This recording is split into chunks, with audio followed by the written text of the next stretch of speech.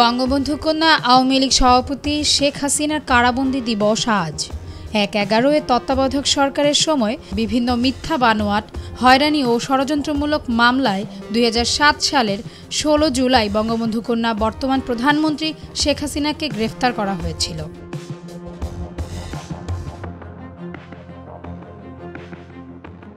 ওই সময় শেখ হাসিনার মুক্তির দাবিতে ঢাকা মহানগর আওয়ামী লীগ ২৫ লাখ গণস্বাক্ষর সংগ্রহ করে তত্ত্বাবধায়ক সরকারের কাছে জমা দেয়া হয়। এসব দাবির প্রেক্ষিতে তৎকালীন সেনা সমর্থিত তত্ত্বাবধায়ক সরকার শেখ হাসিনাকে মুক্তি দিতে বাধ্য হয়। শেখ হাসিনার মুক্তির মধ্য দিয়ে এদেশের মানুষের গণতান্ত্রিক অধিকার পুনরায় ফিরে আসে। যুগপৎভাবে বিকাশ ঘটে গণতন্ত্র ও উন্নয়নের।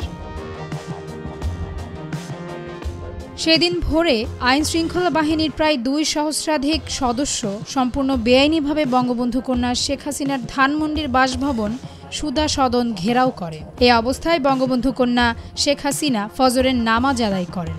সকাল 7:30টার দিকে যৌথ বাহিনীর সদস্যরা আওয়ামী লীগ সভাপতি শেখ হাসিনার হয়রানিমূলক মিথ্যা মামলায় গ্রেফতার করে সুধা সদন থেকে বের করে নিয়ে আসে। যৌথ বাহিনীর সদস্যরা বেআইনিভাবে বন্দী অবস্থায় তাকে ঢাকার সিএমএম আদালতে হাজির করে।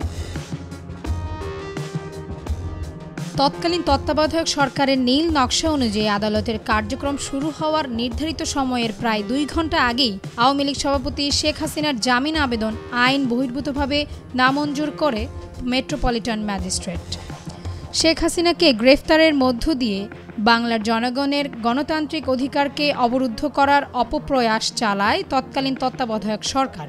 সাহসিকা শেখ হাসিনা আদালতের গেটে দাঁড়িয়ে প্রায় ৩৬ মিনিটের অগ্নিঝরা বক্তৃতার মাধ্যমে তৎকালীন অবৈধ সরকারের হীন রাজনৈতিক ষড়যন্ত্রের বিরুদ্ধে প্রতিবাদ করেন।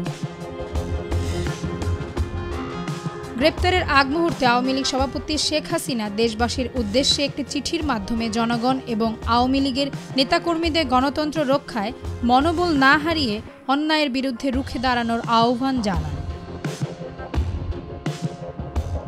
শেখ হাসিনার নির্দেশে দেশবাসী ও দলীয় নেতাকর্মীরা জেগে উঠলে তত্ত্বাবধায়ক সরকারের ষড়যন্ত্র মারাত্মক প্রতিরোধের সম্মুখীন হয়। আওয়ামী লীগ সহ অন্যান্য সহযোগী সংগঠন ও গণপ্রত্যাশী দেশবাসীর ক্রমাগত প্রতিরোধ আন্দোলন, বঙ্গবন্ধু কন্যার আপোষহীন ও দৃঢ় মনোভাব এবং দেশবাসীর অনড় দাবির পরিপ্রেক্ষিতে ২০০৮ সালের ১১ জুন দীর্ঘ ১১ মাস কারাভোগ ও নানামুখী ষড়যন্ত্রের পর তৎকালীন তত্ত্বাবধায়ক সরকার জননেত্রী শেখ হাসিনাকে মুক্তি দিতে বাধ্য হয়।